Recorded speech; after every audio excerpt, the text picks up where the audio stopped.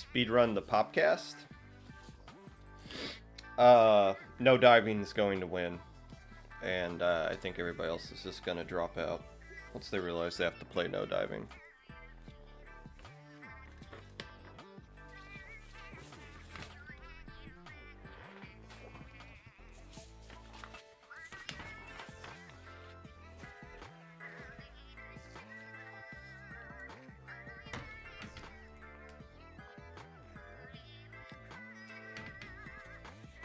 You just finished class? That's awesome. So you have the rest of the...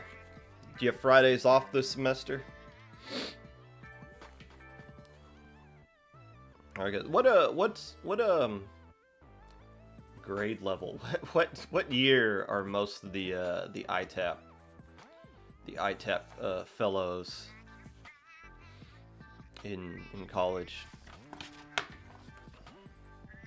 Because I remember toward close to my senior-ish year, I started realizing, oh, I could just load up in the beginning of the week, and that I could set it up to where I don't do anything on Friday.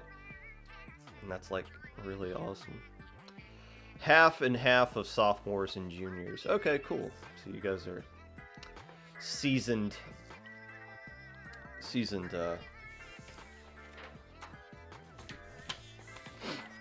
college veterans.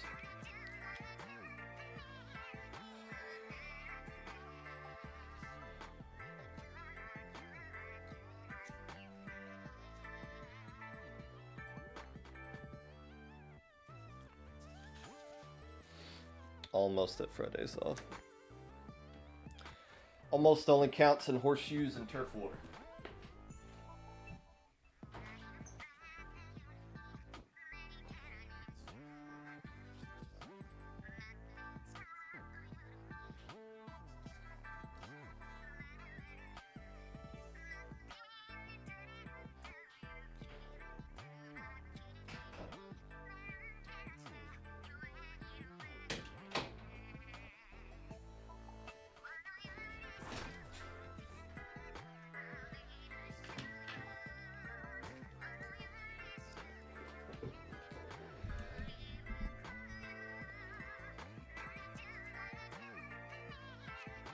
That's more like it.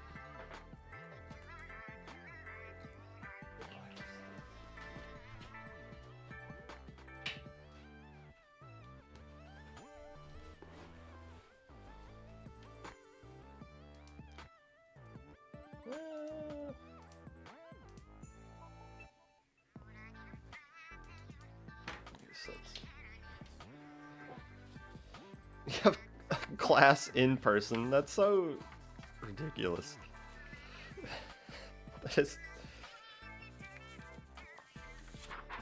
I don't know. I guess some people need to do stuff in person, can't really handle online stuff. That I understand, but I'd rather lose my mind on an online class than risk dying for an in-person class. That's just me, though. And I know a lot of you don't have a choice, a say in the matter for that. GG's, Swift. Good luck, have fun, don't die.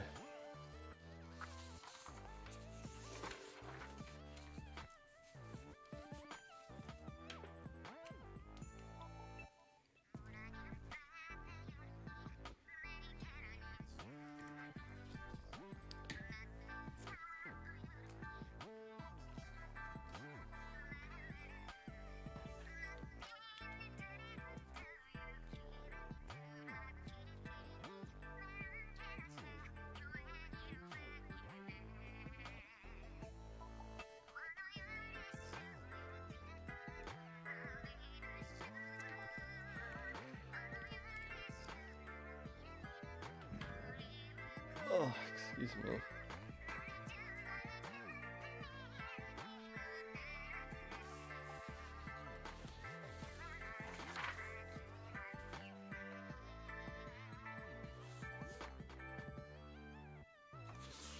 Oh, I gotta...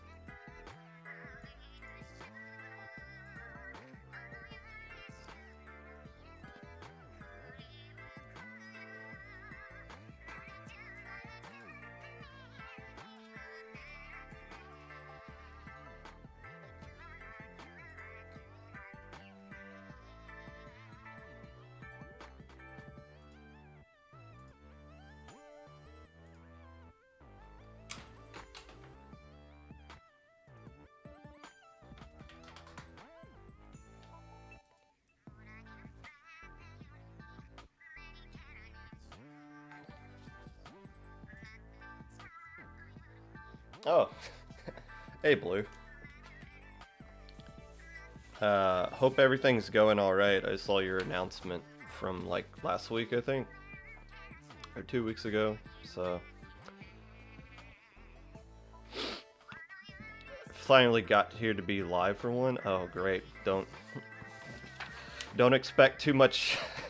Don't expect too much. Don't expect too much from me.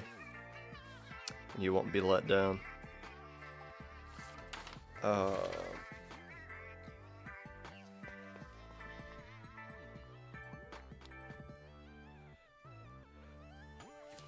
What's annoying is I'm gonna be talking about a lot of teams, and what's annoying is that people are still signing up.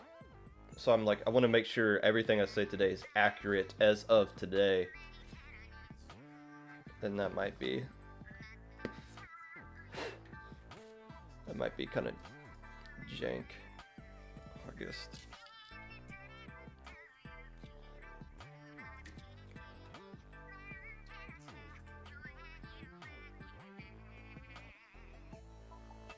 Six.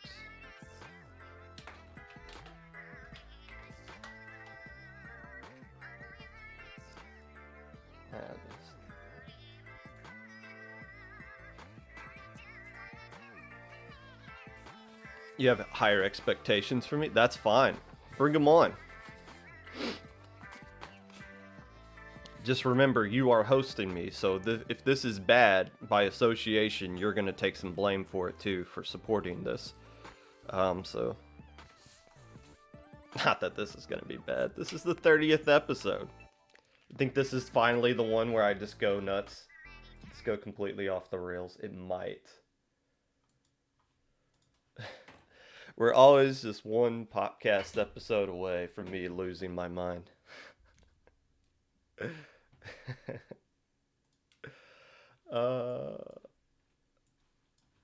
get this.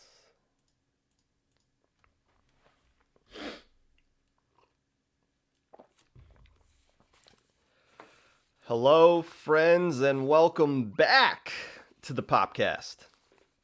Whenever you're listening to this, whether it be live or a VOD, Twitch or YouTube, while you're waiting for that IPL versus SAC money match to be announced, coming up with conspiracy theories about the purpose of this server maintenance, because it's going to be going on soon, getting hype over that bomb butt Godzilla versus King Kong trailer. Whatever it is that you're doing right now, I appreciate you taking the time out of your day to listen to this. Unless I don't. A quick correction of something I said last week that is not true. I said that Resilience beat Twisted Time 4-2 in the third place match of Ash Cup 7. I said that because that's what the doggone website said. In actuality, Twisted Time actually beated Resilience 4-2, so it's the other way around. So Twisted Time took home the bronze medal over Resilience. My apologies for saying that. Somebody probably was saying that in chat on Monday, and I just didn't catch it because I don't always look at chat and the notes at the same time. So I'm sure somebody was screaming that in the chat. But I caught that late. I was just looking through Ash Cup last night to do my notes, and I was like, wait a minute, that's not... Why is Twisted Time with the bronze medal? That doesn't make any sense. And then I saw they put it down wrong or something.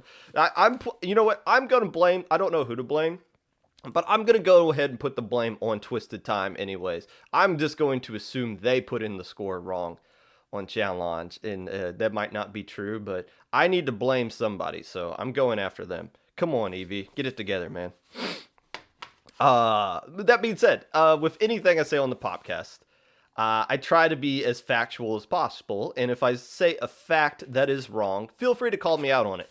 I want to get that stuff right, and I usually start off an episode with a correction if I say something incorrect and I want to get it right. If I say something opinionated and you don't like it, suck it up, Buttercup. Make your own podcast, and you can you can talk about how much I suck on that. But factual stuff I want to get right. Today, we are going to be previewing this weekend's Low Ink tournament. I have a lot of notes written down, and we're not just going to be talking about the top 10. We're going to be talking about, by my count, 45 different teams will be mentioned at some point in this preview. I don't think this is still going to be a crazy long episode. I don't time these out, but I think we're still going to get through this. Included in those 45-ish teams is going to be my top 10. I correctly guessed the winner of last Low Ink. Last time I did a preview for the Low Ink tournament, and I'm going to do that again right here. I'm going to tell you who is going to win this tournament. At the end of this, they might not even run Low Ink. They just might be like, well, Popgun, the Notre Dame of the Splatoon community has already figured out what's going to happen. So let's just not waste time playing this tournament. Let's just go ahead and give the trophy to them, which we should do, but we'll play it out anyways just for fun. But first, before we get into all that, some more Notre Dame that we're going to be doing here. We're going to be kind of predicting what the storylines are going to be on Twitter during this tournament. Because a lot of people, I've been covering, we won Low Ink in March of last year. Ever since then, I've commentated every single grand finals of Low Inks from April onto this month. And I've been covering it as part of the Popcast. I think the first one I did was the July one. Whichever one the Gorillaz one was the first Low Ink I covered in depth as part of this podcast kind of thing. So that's been about 6-ish or so. So I've been paying attention to this thing for a long time. Longer than any 30-year-old man should, to be honest. But one thing I've noticed on Twitter, after Saturday, people always have something to complain about. And it's always the same thing they complain about. And it's always something that could be easily rectified, I guess, or like proven to be incorrect just by doing a little minimum amount of research. But it's a lot easier, instead of doing research, it's a lot easier to just tweet out something that is completely inaccurate because you're mad that you didn't make Alpha Bracket. So here's what I'm going to do. I am going to tell you guys exactly what people are going to tweet on Saturday at the end of Swiss. And because I did this when I recapped the last Low Ink. There were a few tweets that I saw that were just absolutely wildly inaccurate, and I pointed it out on the podcast. I didn't say who tweeted it specifically. In fact, I had somebody DM me apologizing, and it wasn't even the person I was talking about. But if I see things that are just crazy, wildly inaccurate, and puts down Low Ink staff for something that isn't even their fault, and but just more so you being misinformed, I'm going to point it out. I mean, why shouldn't I? It's been a punching bag for such a long time. TO's just getting pop, and never responding. So I am going to point it out. If there's something crazily inaccurate, I'm going to call it out. Now, I'm not going to call you out specifically by name, but we're not going to let this stuff slide anymore. And last month was just over the top ridiculous. So here we go. Here are some tweets you're watching the Popcast. That means you're more of the higher echelon of intelligent thinking beings. Otherwise, why would you wouldn't be understanding the vast vocabulary of words that I throw out at you guys if you weren't. So I know you guys are smart. So when you see tweets that are roughly like this, just be mindful. Take it with a grain of salt, understanding where these tweets are coming from. First off, a lot of solid teams that we expect to make Alpha Bracket are not going to make Alpha Bracket. I don't know what the official count is right now. I think there's 104 teams registered for this tournament right now, but there are over 16 teams at least that have Alpha Bracket experience or have made Alpha Bracket / Top Cut in the past that are playing in this tournament already. Not all of them are going to make Alpha Bracket. So right off the bat, when those teams fail to make alpha bracket, it's going to be, why didn't they do that? Why didn't the seeding change or allow these teams to get into alpha bracket? Why don't they seed these teams? People are going to be upset about that. Now, this time around, I don't think there's any like true monsters.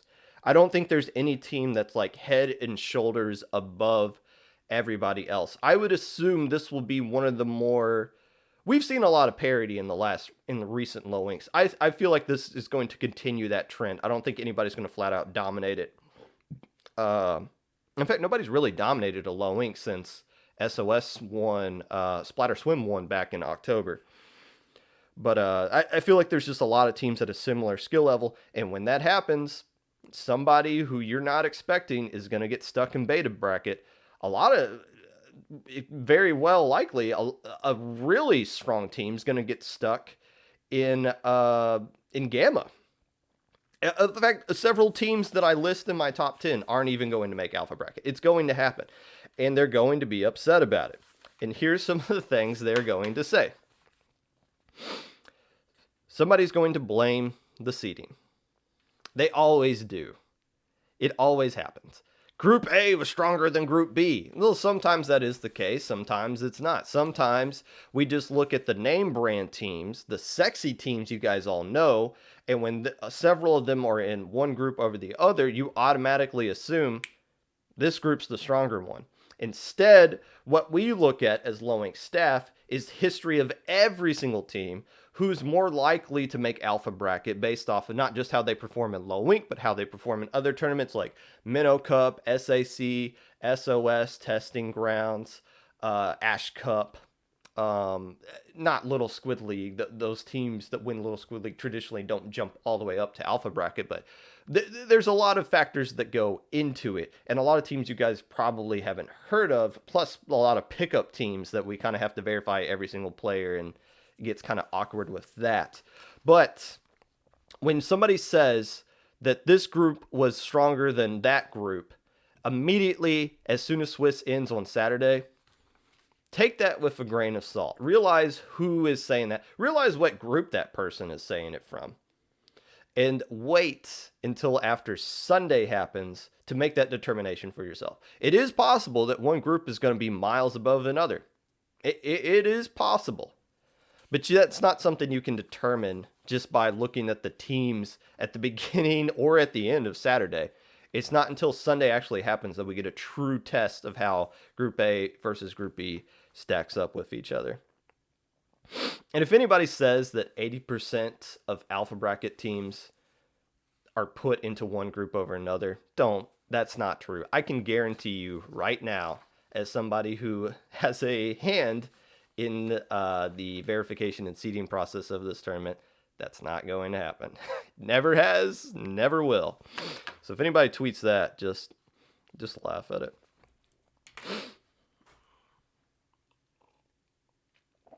A lot of people are going to offer suggestions on how this tournament can be improved, how Swiss is bad, how everything needs to, well, like everybody needs to be seeded from team 1 to 104, how things need to be switched to groups instead of Swiss, how it should be a ladder format, which I'm for a ladder format, I guess. I mean, I'm sure there's several reasons as to why that's horrible, but I think it'd be fun. It'd be fun to play in, maybe not to determine a true legit champion. But a lot of conversation, especially last month, was people suggesting things that we as low ink staff have already considered and debated about several times. So when they suggest it, what we kind of do is say, well, like, here's why we're not doing that. And we give like lengthy explanations with examples of like, here's why we feel like this is the best format for this tournament. And people they just don't accept that until, I remember there was somebody in general chat who TOs just had a conversation with for like an hour. I guess, I don't know why we're having like hour-long conversations with people about these kinds of things when they don't understand it, but After that, like our general chat conversation, that person was like, "Okay, I see where you guys are coming from. You guys are doing the right thing with how you're doing it." And it's like, but there's so many people that just like, I have the idea that can fix low ink that they've never thought of, and I'm not shooting down feedback. There's a feedback channel for a reason, and feedback is important for tournaments. Look at what SOS tournament, how much feedback has improved that and made that into, in my opinion, probably the best tournament we have in this community right now. A weekly tournament where everybody makes a bracket after group stage. That's amazing for everybody from top to bottom. I think more teams should be signing up for SOS. I digress. Feedback's important, but when feedback gets kind of, when we kind of like explain why the specific feedback that is giving doesn't really work out, people kind of take that as like us just shooting it down or us being stuck up or stuck in our ways, and that's not that's not always the case. Sometimes it is the case. Now, somebody is going to get cocky after Saturday. Somebody playing in their first low ink or playing with a new team is going to do really well on Saturday. They're going to go 5-1 or 6-0, and they're going to go on Twitter and they're going to be like, "This tournament's too easy. We shouldn't have even played in this tournament. They shouldn't have let us play in this tournament, and now we're playing it in anyways." There was one team last month that was like, "We should have played in Midway instead, but we decided to play in low ink just to have fun." And it's like, all right, you do realize that Saturday you're playing a lot of teams that are just like a mixed bag of all over the place. You're playing some gamma, beta, some teams that won't even make Sunday. And on Saturday, you are playing nothing but alpha bracket teams. So maybe you'll see somebody get a bit of an ego after how well they do on Saturday.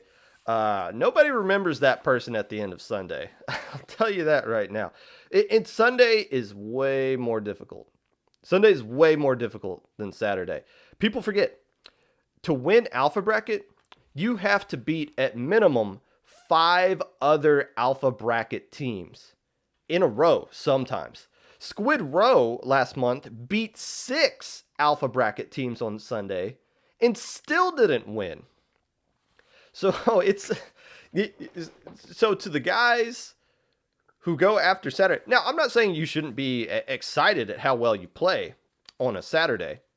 A lot of people just qualifying for a certain bracket is a huge accomplishment for them, much less how they actually do in said bracket on Sunday. But just like your first time qualifying for Gamma bracket when you've never done that before, that's something to be excited about. First time making beta bracket, that's something to be excited about. Alpha bracket. But when you're that new team and they're just like, Popgun didn't even put us in our top 10, we're going to show him. It's like, all right, maybe you should wait and see how you actually do on Saturday or Sunday. A lot of people gave me crap. I put Fluency at number 1, and they went 4-2 on Saturday. And a lot of people were like, this team sucks. Popgun doesn't know what he's talking about. Hey, do you want to change who your top 10 is? And I was like, no, I still think Fluency is going to win this one. If you notice on Twitter, Fluency's not saying anything. They're just focused on getting this win. So you'll see a lot of that, I feel like. And that's why I tweet out headlines on Saturday. I've gotten to this kind of rhythm of at the end of Swiss on Saturday, I tweet out what the current headline is because I want to give like a snapshot of what low ink is, or the thought process that's on Twitter behind what low ink currently is at the end of Saturday. Because when Sunday's over, nobody remembers those kinds of things.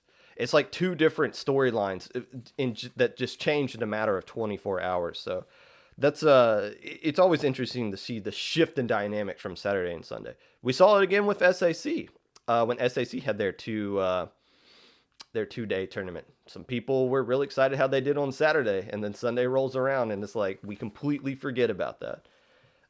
It's almost like 2 different tournaments. There'll be irrational claims that illegal players / teams snuck into a tournament under a smurf, or that they were just too good and that we just didn't verify them and they got away. That is not true. we do people probably get through the system? Yeah, I'm sure like a few people find ways to sneak in and illegally get into the tournament. Do we see illegal teams or players actually find a way to win tournaments? Nope. Nope, hasn't happened in a long. If it has happened, it hasn't happened in a long time. Every team that has won a low ink has had to make alpha brackets several times beforehand and fail before they finally eventually get it. It's always name brand teams that we're seeing now win low ink. So when somebody's like, "Oh, they're just letting people cheat in this tournament left or right," like you have no idea what the verification process is. You have no idea what the history of every single player in this tournament actually is. We do, to an extent. So when somebody says something immediately, this team's cheating and they just don't care, take it with a grain of salt. Understand where that person is coming from with this. Uh, with that being said, I feel like those are all the main things people are going to tweet about on Saturday. Again, take it all with a grain of salt and don't help spread uh, false information. I don't want to get political, but if you're on Facebook, whatever party that you support, you probably see your aunt and uncle constantly spreading an article from like butthurt.com that says something that is just a completely wildly inaccurate claim that anybody who uses Google could look up and be like, oh, that's not true at all. But they spread that misinformation. I do not want at least for the lower level, I do not want the lower level Twitter of Splatoon to become a place where people just spread misinformation and other people just immediately believe it. So fight, what's the correct word? Cynicism? Is that what that is? We should fight cynicism. So take all that stuff in with a grain of salt. Now, if something is completely horrible with low ink and somebody tweets about it and they are correct, here's my guarantee to you. I'll point it out. I'm not trying to hide anything. I'm not trying to like, hey, don't look at this bad thing that happened. Look at all this good stuff. No, we're gonna be open. We're gonna be honest about things. I mean me. I don't speak for IPL. I'm not gonna like leak IPL secrets or anything like that. But don't feel like we're just harshing or bashing on bad things in this tournament. Splatoon Info Wars coming soon. Well, it, possibly. Pizza party. Wait, what are we talking about? Pizza party. Who's having a party?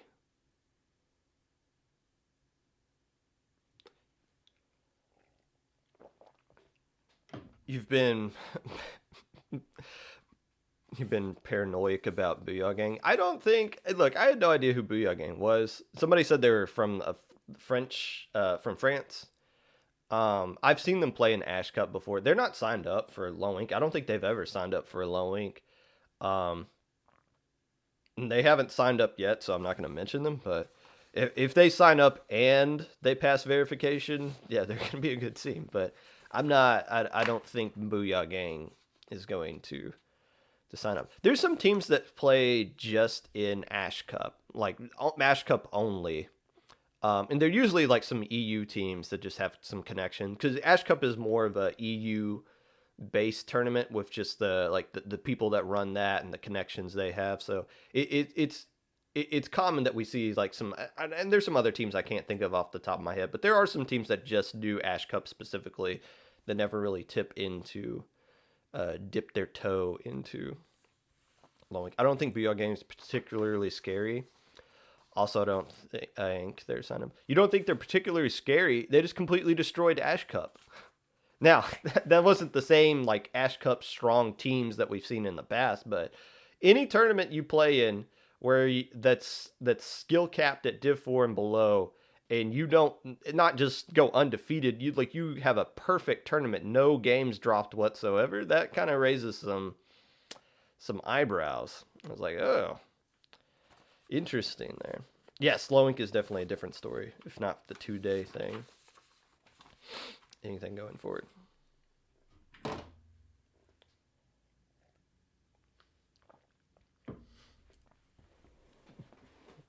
Well, what trips me up about Booyah Gang, there's so many teams with the word Booyah in their name, and so many teams with the word gang in their name. So it's like, you could just think it's like a pickup team, but like if I didn't tell you anything about Booyah Gang, I would assume somebody would think, oh, that's just a pickup of like Booyah X and OO Gang or something like that. You know, it's the most generic. It's not the most generic team name ever.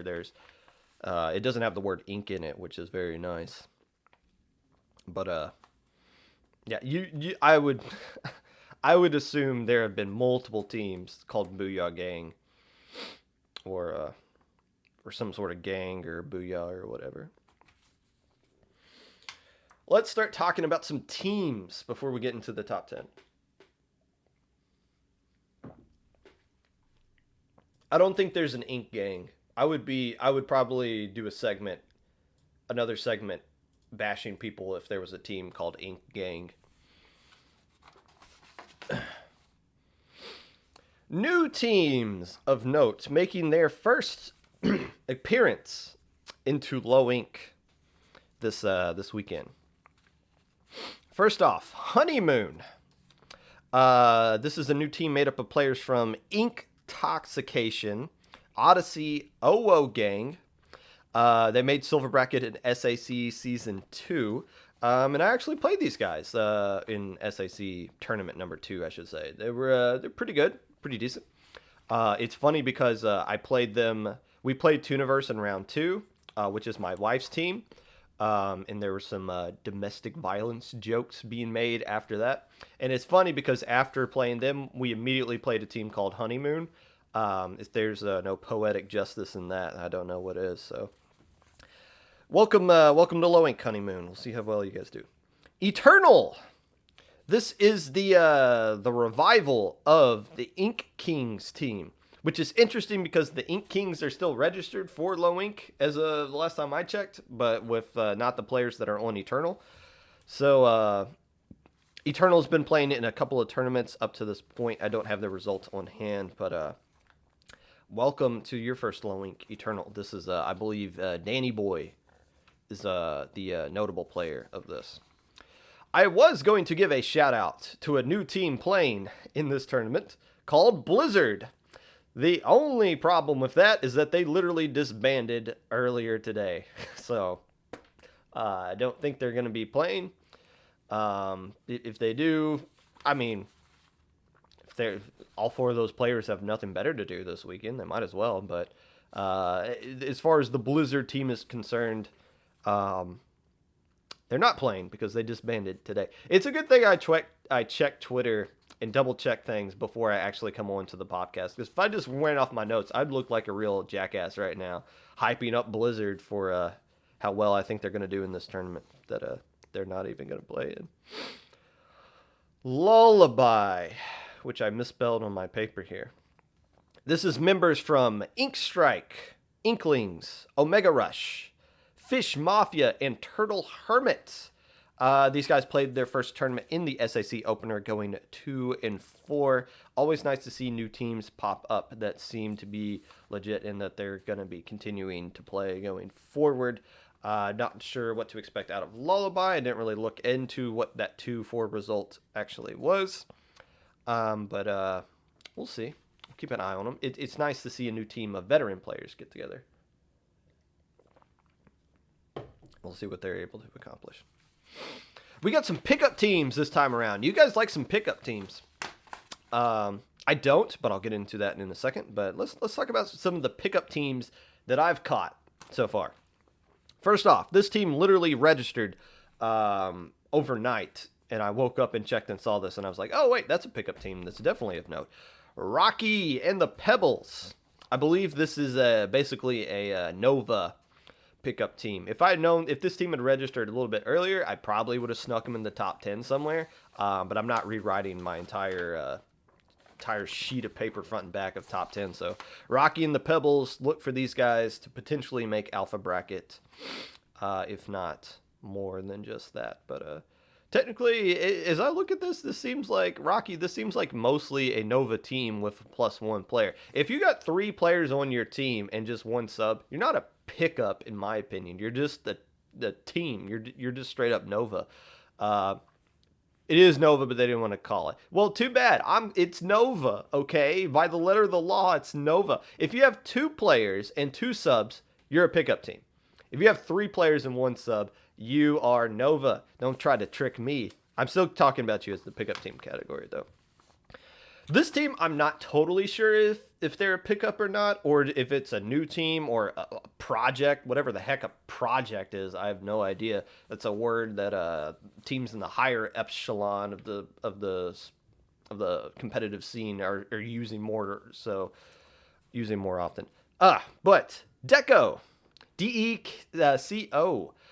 This is basically the reincarnation of Reindeer Sled, the pickup team that went 6-0 in Swiss in December. Slightly changed the roster here.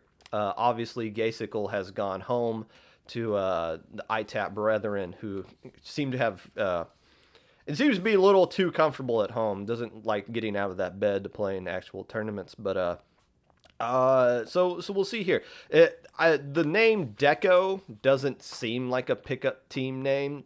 Usually, a pickup team name is something dumb, like Rocky and the Pebbles or Nuts or something like that. So Deco might be a new team, and Apple is saying that they're a new team as well. So if I'm wrong, Apple's wrong as well. So take that for what that is. I think Deco's going to be doing really good. Obviously, when they were a pickup team of Reindeer Sled, they did really well, made Alpha Bracket 6-0. So we'll see how well they do here. The other pickup team of note, oh goodness, Nutty Redemption Arc. So I believe this is the reincarnation of Nuts, who just yes. Speaking of stupid pickup team names, we have a contender for worst team name of the year right here, Nutty Redemption Arc. This is made up of players formerly of TNGP, and excuse me if I say this one wrong, Nico. I know you're in chat. Alacrity. Alacrity. I'm from the southern part of Kentucky. English is not my first language.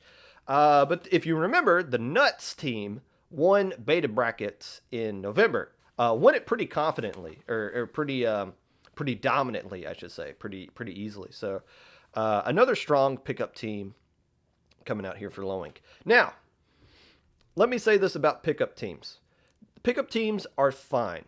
Pickup teams are the future. I don't think it's the future of lower level, but it is the future of high level. At high level right now, what we see is FT Win, that jackpot team with Deep Blues is disbanding, like Slaughterhouse or whatever. But it's mostly just pickup teams that are just playing with each other at the high level, which is basically just a bunch of +1 players saying, hey, who's available tonight? Let's just form a pickup for this tournament and win it. I don't like seeing that in lower level. Personally, I just like name brand teams. I like it when a team grinds out, sticks together, and grows through a tournament. Those are the kinds of teams you want to celebrate winning.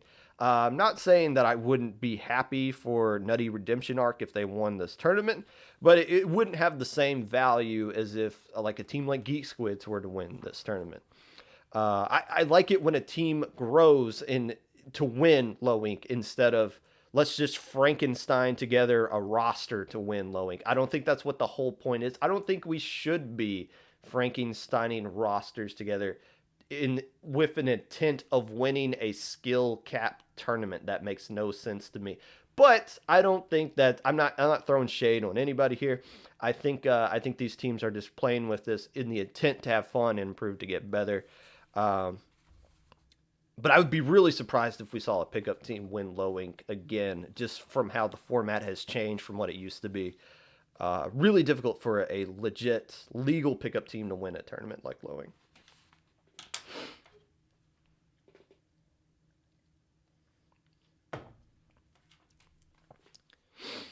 Welcome back to a few specific teams here. Krill Streak, my boys. They played in Minnow Cup and SAC. They had some college stuff to do, which is why we haven't really seen them around in a hot minute. I think they did like a combined pickup team with another team called like the Crustacean Cousins or something like that. So Krill Streak is back, and it's about time too. And this time they are in the mood. Welcome back, Krill Streak. You guys remember a team called Inkvaders? They are back as well. This is an old team. I'm talking like Splat Force old, the Inkvader team here. They've been coming out of hibernation. The last time we saw them do something legit was April of last year, where they made top cut. Not alpha bracket, because alpha bracket wasn't a thing then. Top cut in April of low ink. So welcome back, Inkvaders. I have no idea what to expect from these guys, but it's pretty cool to see these guys come back from the dead. Toxic Haze, the Destiny Cadets, the Gamma winners from November have gone on hiatus since then, which is odd because I'm pretty chill with a lot of those guys, so I should know why they did it. I think they only have like 4 people on their roster, so finding time for 4 people to do things, it can be difficult. So Toxic Haze coming back. They're going to be playing in this tournament unless they drop last second. 60% Fish Puns, the last team that I am welcoming back that we haven't seen in a while. The last time we saw 60% Fish Puns was in August low ink. So what? Math off the top of my head. September, October, November, December, basically the end of January. It's been 5 months since we saw these guys. They're still only at 60%, so they haven't grown much since we last saw them 5 months ago. But still nice to see them make a return here. I can't remember. I think they were a Gamma bracket team, but we'll see how much they've grown over the course of the 5 months since they've been away. Before we get into the Gammas, the Betas, the Alpha teams, I think are going to move up. There's just a few other teams here that I want to mention that I'm interested in. First off, Half English Breakfast. These guys climbed the ranks a lot faster than what I was expecting them to. It seemed just like a casual new team to come out of nowhere. But when you go from Gamma to Beta in the span of a month, that's not a casual thing. This is a legit competitive team now. So what I'm wondering is what's going to translate this month. Making Beta bracket was a big deal last month because a lot of really good teams didn't even qualify for Gamma, much less barely made Gamma. So the question for Half English Breakfast was that just an anomaly, or is that going to be the expectation going forward? I believe they beat Symphony, or they took games off of Symphony. I haven't looked that up, but Half English Breakfast, definitely a team I'm going to be keeping an eye on for this tournament. The Wiggly Phantoms. Why am I talking about these guys? Because I like them. Get over it. I don't care. I like the Wiggly Phantoms. They failed to make Gamma bracket last month. Again, a lot of teams failed to make Gamma bracket last month. But 2 months ago was their first time ever qualifying for Gamma bracket straight up, not getting in because teams dropped. They earned a spot straight up in Alpha bracket, or Gamma bracket, I should say. These guys are the Little Squid League favorite going forward. They were kind of last time. I don't see any reason why they shouldn't be the favorite going forward here. But more impressively, I would like to see Little Squid League, or I would like to see the Wiggly Phantoms get banned from Little Squid League. I'm sure they would like to win that tournament. I would rather see them do well enough in this low ink to where Little Squid League gives them the boot, and they don't even get an opportunity to win it. So Wiggly Phantoms, definitely a team I'm interested in. The last team I'm interested in is Thalion. Sticking with this Little Squid League theme. Thalion won Little Squid League 8. We didn't know who they were, or at least I mean we as like me, the media. I had no idea who these guys were. They just came out of nowhere, and they didn't dominate that tournament. I think one team came close to knocking them out in like a game 5 of Top Cut, if memory serves correctly. But who is Thalion? Well, we're gonna find out here. We're gonna find out here now that they're playing with the big boys of the lower level. We'll see how legit these guys actually are. Um, which will be nice to see. Stallion looked, at least with the performance they put on in that little Squid League, Stallion looked to be pretty solid. Just want to know how they do against teams that can actually teams around their skill level, pick on somebody their own size, kind of thing. 3,000 channel points. Maybe I should actually get some more emotes, so it makes sense to use channel points. If only, if only. The Wiggly Phantom cried. Teams that didn't make a bracket last month that are trending upwards in the right direction. Before, I used to use the phrase of teams that I think are going to make Gamma, teams I think are going to Beta. I think that's kind of limiting, so I'm just going to say these are teams that didn't make this spot last time, or did make this bracket last time, and I think they're trending upwards in the right direction. First off, Tooniverse. There he goes, talking about his wife's team again. He has to do it every week, doesn't he? Get over it, people. They deserve it. They didn't make Gamma Bracket last month, but they're trending upwards in the right direction. They played it in both SAC tournaments. In SAC 2, they got wins against Inkstrike Inklings, Krill Streak, and Eternal, finishing in 18th place. Doggone close to making Silver Bracket in SAC. So, shout outs to Tooniverse, a team that didn't even make Gamma Bracket last month, trending in the right direction. Hopefully, now they did make Gamma because teams dropped. But it'd be nice if Miss Popgun could be playing legit on Sunday again. Always nice.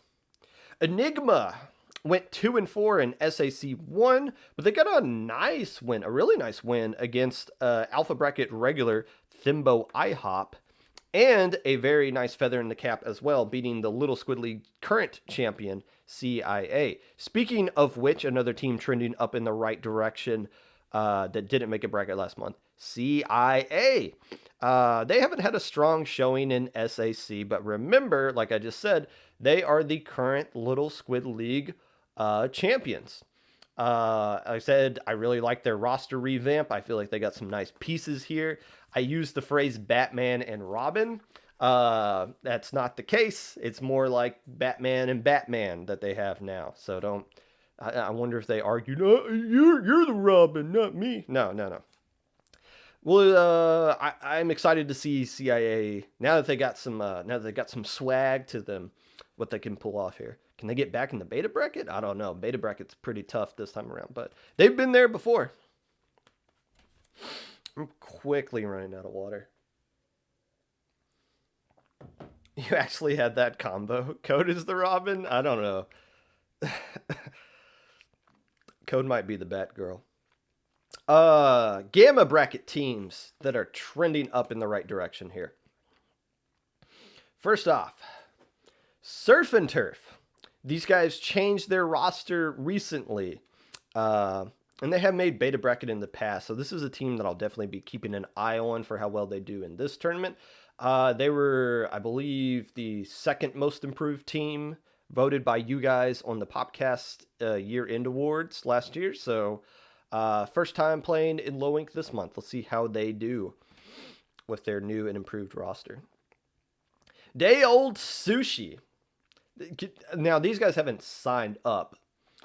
This is one of the few teams that I'm going to be talking about that didn't sign up. But these guys made Gamma Bracket last month. In fact, they finished second place in Gamma Bracket last month.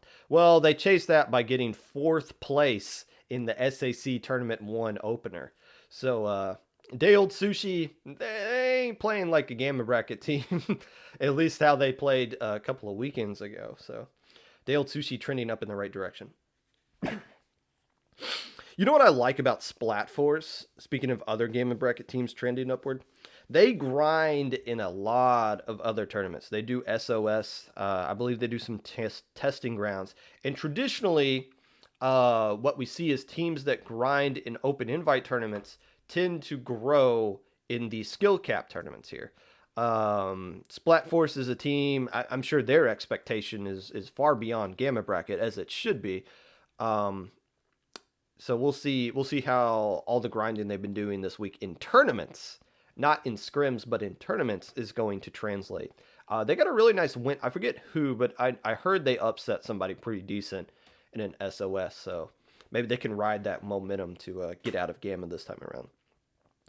Last, but definitely not least, Labyrinth X won Gamma Bracket in surprising fashion last month, knocking out Day Old Sushi and several other teams along the way. Labyrinth X has made Alpha Bracket before, not recently. I wonder now, because they've added a few new pieces to their puzzle as well since then. I wonder now if they're going to start knocking back on that door of Alpha Bracket and if somebody's going to open that door for them. But Labyrinth X definitely trending upwards in the right direction here. Beta teams trending upwards. How about Red Sun this month, eh? Back-to-back silver bracket appearances in SAC 1 and 2, finishing third in the most recent one. Red Sun was one of those teams that just kind of bounces around from making Alpha Bracket to not making anything in low ink. They're kind of the prime example of inconsistency of low ink. But when you have a good month in SAC, this time in this month, that leads to more consistent results. I think Red Sun is primed to have a good tournament here. And I can't remember if they actually signed up or not. If they haven't, please sign up already. Don't wait till the last minute. Twice. The team called Twice. These guys actually won silver bracket in SAC tournament number 2. This is a former Elite X and Vinto Gaming members team. They beat notable teams like the West Broadway Grillers and Bootleg Team. Bootleg Team being an Alpha Bracket team last month and made top cuts in, I believe, SAC season tournament number 1. So some quality wins there for Twice. We'll see if they can find a way to get into Alpha Bracket here. Lastly, the Dream Knights, putting people to sleep and slaying them at the same time. They went 3-3 in SAC tournament number 2. Quality wins against Triton Splatoon off put. And a lot of close 1-2 losses that are interesting. ITAP, C-Boys, and Labyrinth X. So 3 teams that would have been really nice wins for their resume that they're starting to take games off of here. So if they can find a way to make, let's just not take 1 game off. Let's take 2 games off these guys. Dream Knight's going to be prime position to be an interesting team going forward. Now, we're going to be sliding the crowd favorite, sliding into the controversial part of the Popcast, the top 10. First off, teams I'm not going to be mentioning in the top 10 for various reasons. First off, not going to be mentioning the Bootleg Team at any time.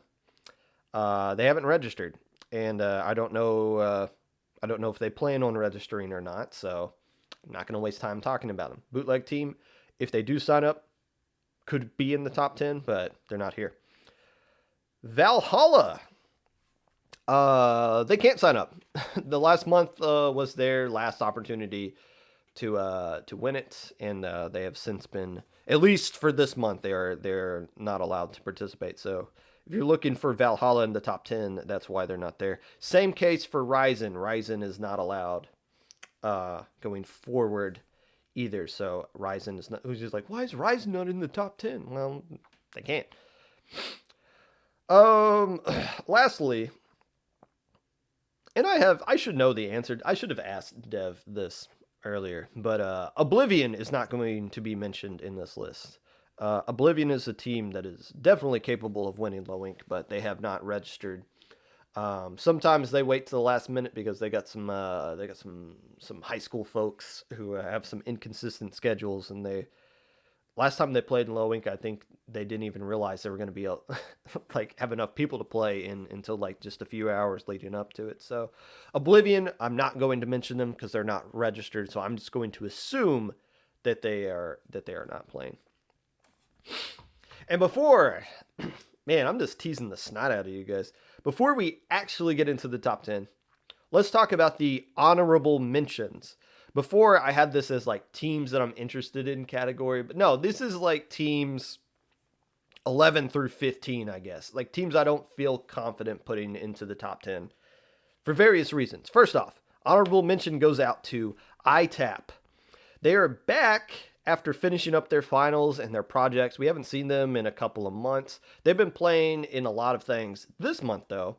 Minnow Cup, the SAC tournament, SAC number 2 in particular. I want to put ITAP in the top 10. I really do.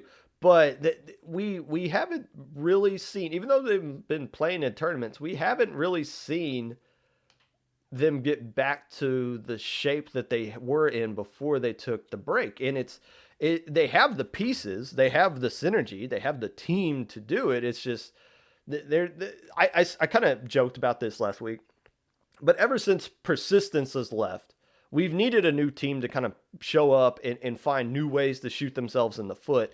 Whether you're locking a member out of your house in the middle of a set, so you have to lose that, or you need to find a sub in the middle of the set, so you have to lose that against like a 2-4 team. ITAP has kind of taken up that mantle. Their dorms are burning down. Their players are taking naps and sleeping beauty, and they need to be awoken by the magical horn of from Mount Olympus before they can awaken from their slumber and actually play with their team. So I think the goal for ITAP this tournament is just to make it through it in one piece, and then build off of the success they have in this tournament so that they can start doing some damage again in February. But this will be a test. This will be the first test of the semester for ITAP. And all eyes will definitely be on them because they are a Popcast favorite for sure. The Deep Fried Octolings, another huge favorite for us here at the Popcast. These guys finished 3rd place in Minnow Cup. We haven't seen them since then, though. They have signed up for this tournament, and I would expect them to do well. The questions we have, though, is, was Minnow Cup just a fluke? Are they just really good at Clam Blitz? Or can they keep knocking off some of these big boy teams that they knocked off in the Minnow Cup? And that's going to be the question here. We're not just playing Clam Blitz. We're playing everything. So this could be a statement tournament for the Deep Fried Octolings. And it's definitely a team that everyone needs to be taken seriously. But until they do some damage in a Low Ink, I can't put them in a top 10. I need to see it happen for my eyes before I actually buy completely into the hype. But we might just do that here. Evening Chickens, the dipping sauce that has captured the hearts of millions. Alpha bracket in the past, but subpar results in SAC kind of have me a little skittish. And I don't think they did very well in the last Low Ink either. Evening Chickens are a team that is capable of making Alpha bracket consistently. And I've always said that they've been consistently trending in the right direction. We haven't really seen that this month. It seems like they've either hit a plateau or just an obstacle they can't get past. So Evening Chickens, I've had them in the top 10 in the past. I don't feel comfortable enough putting them back into the top 10, just based off of what they've been doing recently. The Deathlights, they've made Alpha bracket last month and are back again this time. The question is, can they do it again? I feel like Deathlights have made Alpha bracket several times in the past, or at least twice in the past, if not more. The question is now, was that a fluke, or is that going to be the expectation going forward? So Deathlights deserve an honorable mention here. Lastly, if I had an official the 11th place slot here for the 11th place team that I think is going to potentially win this tournament, I have to give it to Symphony for two reasons. Number one, they made top cut in SAC number 2 and took a game off of Xanadu. I did watch that set. Xanadu's a tough team to beat, obviously, but they can hang with them.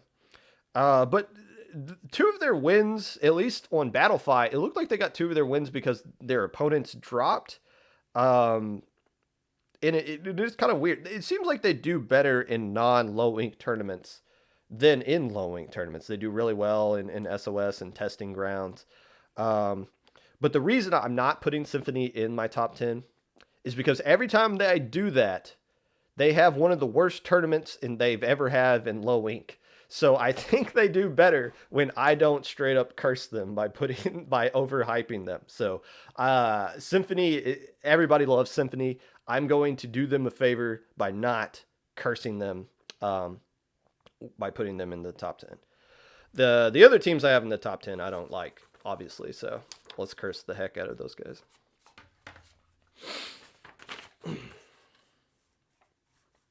Oh, hey, the wife's here. All right.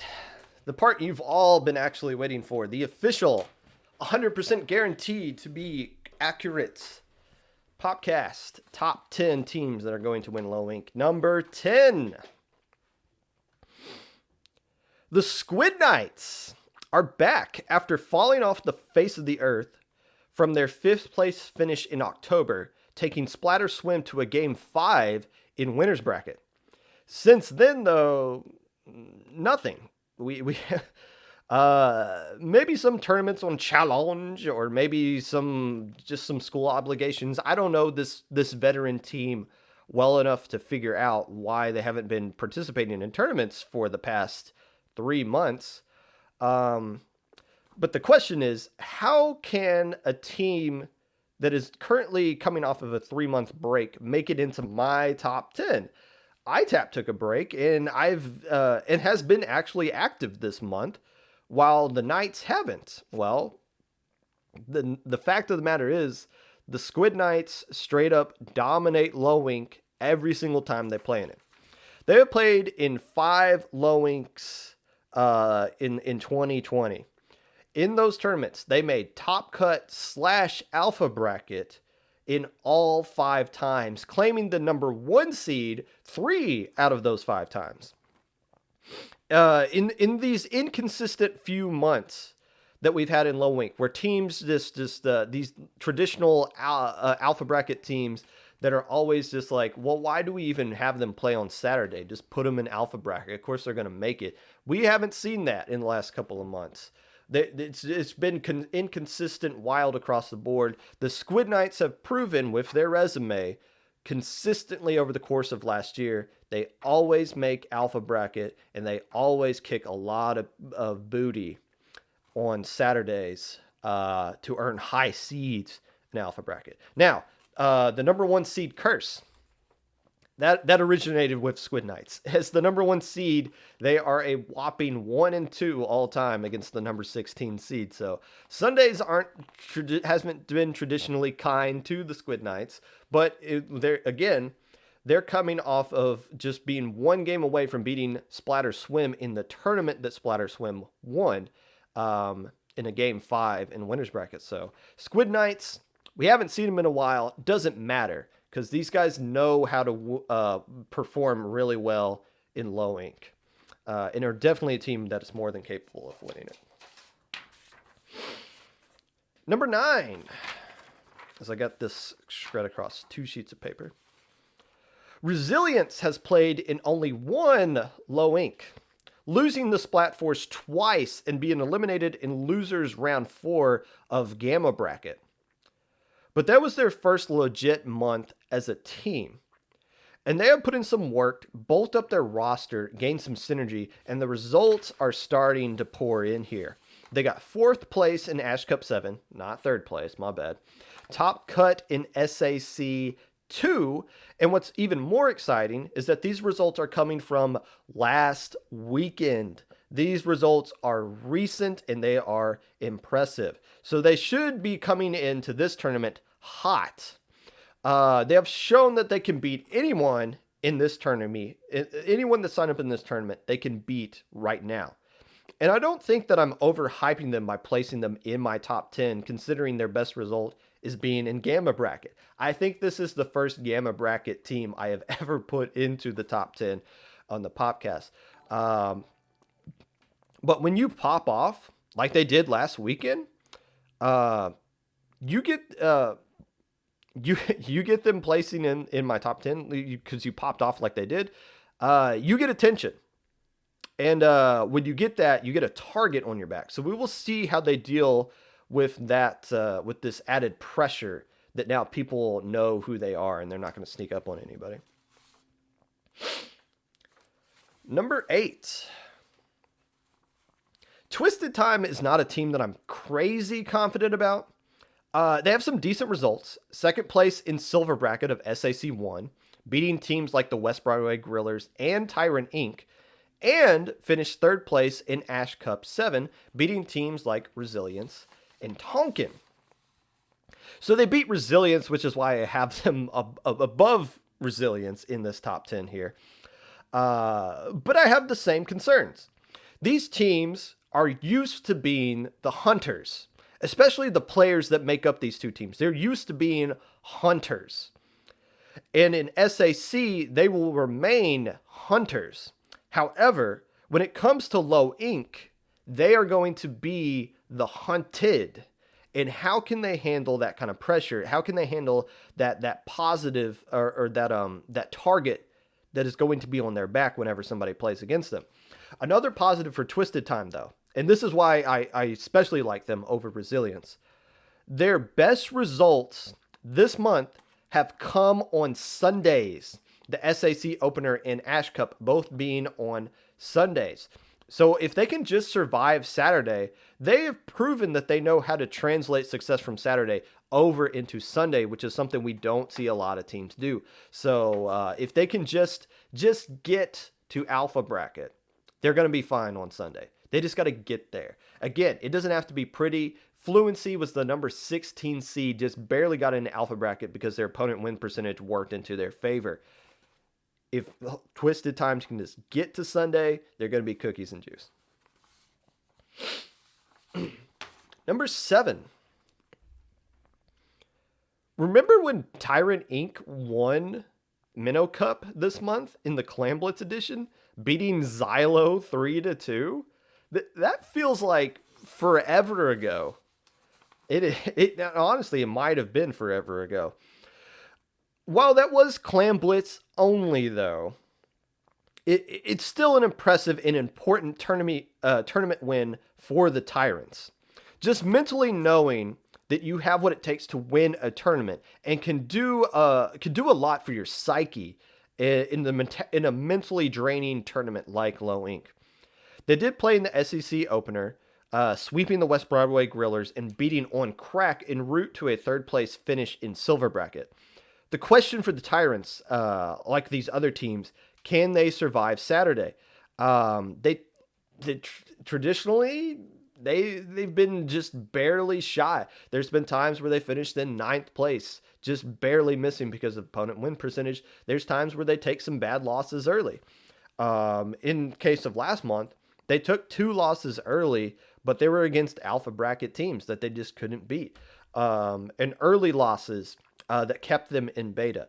But they are obviously more than capable of bouncing back from the bad result they had last month, getting back into Alpha Bracket, and maybe use that experience of winning a Clam Blitz only tournament to improve their mentality going forward in this one. Number 6.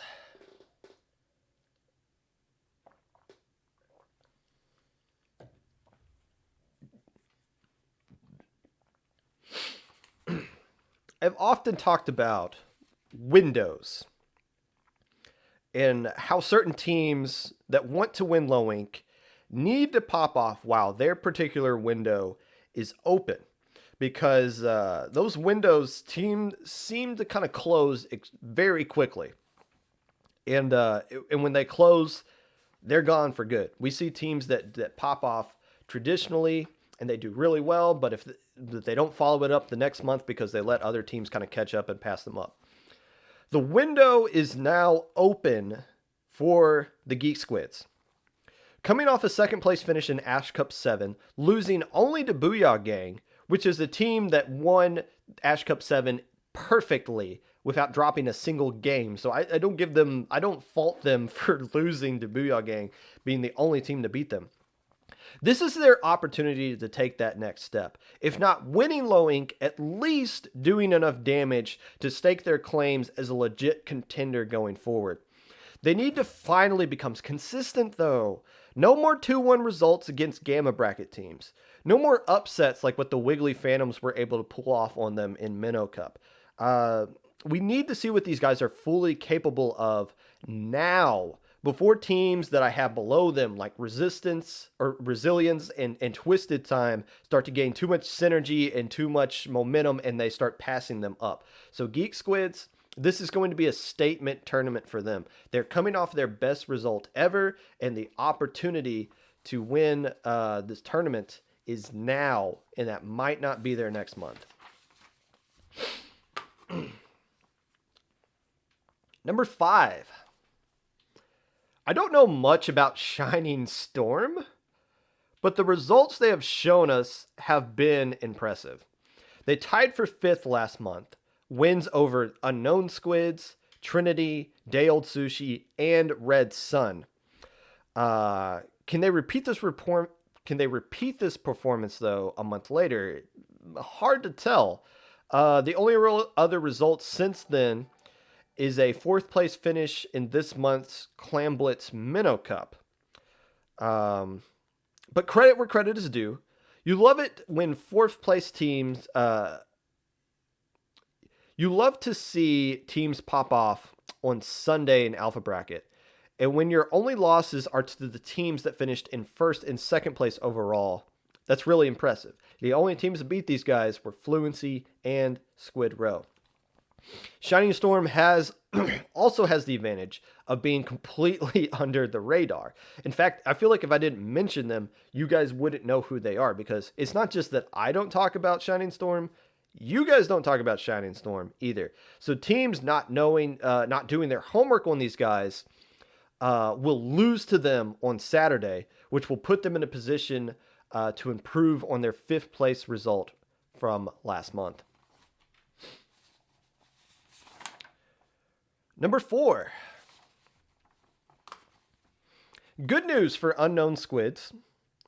They followed up their 7th place finish in Low Ink last month with a 4th place finish in SAC Tournament number 2, losing to Destiny Troops. Bad news for Unknown Squids. Their anchor, Hoppy, didn't clear the exemption request through Low Ink staff. That makes me kind of cautious about these guys, putting them this high on the list. Here is your player that you practice with and build synergy with that you won't be able to use for the entire weekend. Can the rest of the players that are choosing to play in this tournament without their teammate step up is the question we need to see. Well, they certainly did that last month. They beat Bootleg Team, Nova, sweeping Valhalla, Deathlights, and Syndicate. They clearly have what it takes to win this tournament. Just a lack of a full roster is kind of concerning for me, and I wonder if that's the same kind of concern that they share as well.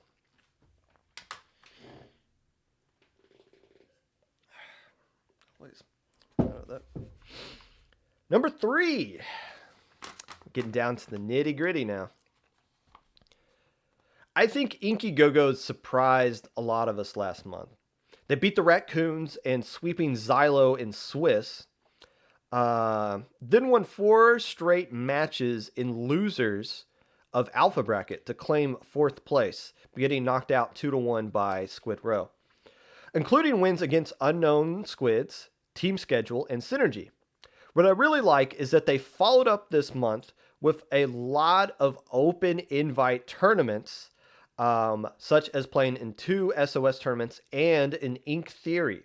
So these guys aren't grinding through SAC and Minnow Cup and other skill cap tournaments, which I like to talk about. Instead, they're using open invite tournaments as an opportunity to grind and grow. I've always said I like it when teams play in tournaments outside of lower level for this reason. I feel like they do a better job of preparing you for success for SAC and low ink. Doing tournaments is a great way to climb the low ink ladder, and it might be the key as to why the Inky Go-Go's go beyond 4th place this time around. Number 2. Honestly, just kind of hope this team makes a deep run on Sunday so that I can say on stream, "See, boys!" Former beta champions have made back-to-back appearances in SAC Top Cut this month in both Tournament 1 and 2.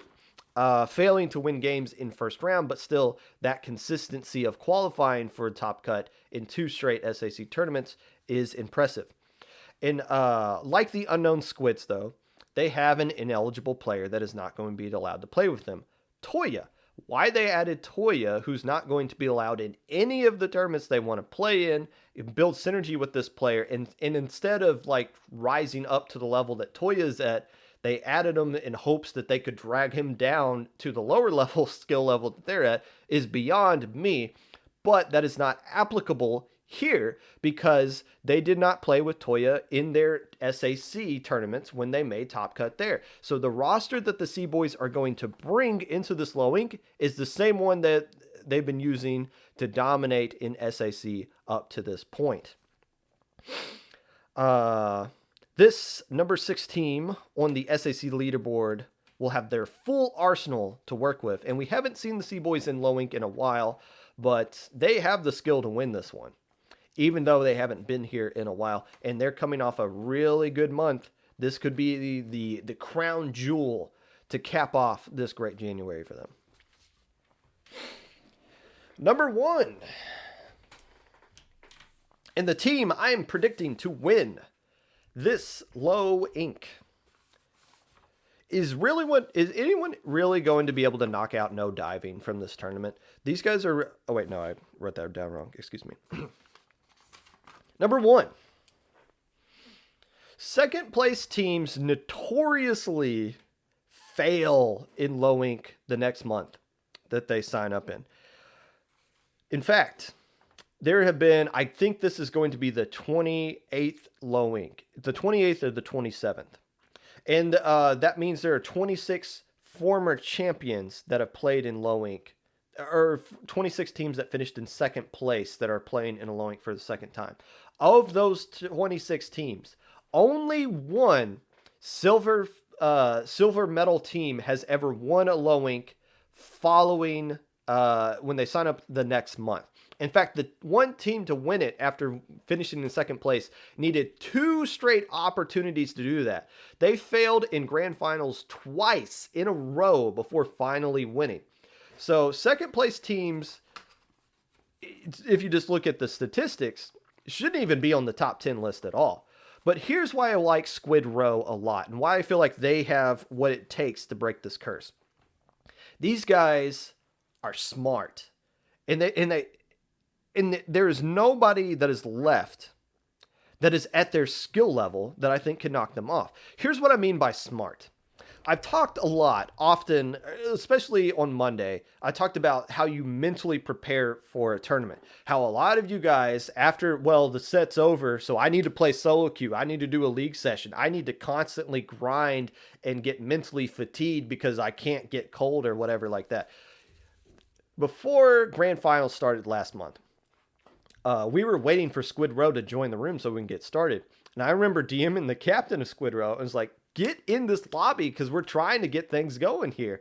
And he DM'd me back. He was like, I'm sorry, we were just walking through the maps. And it was like, here's this situation. These teams are constantly like, their minds are all over the place. Squid Row is locked in. They're like, what is this first map going to be? We got a little bit of time. Let's walk through this map. Let's make sure we familiarize ourselves with where we can hit people from certain ranges.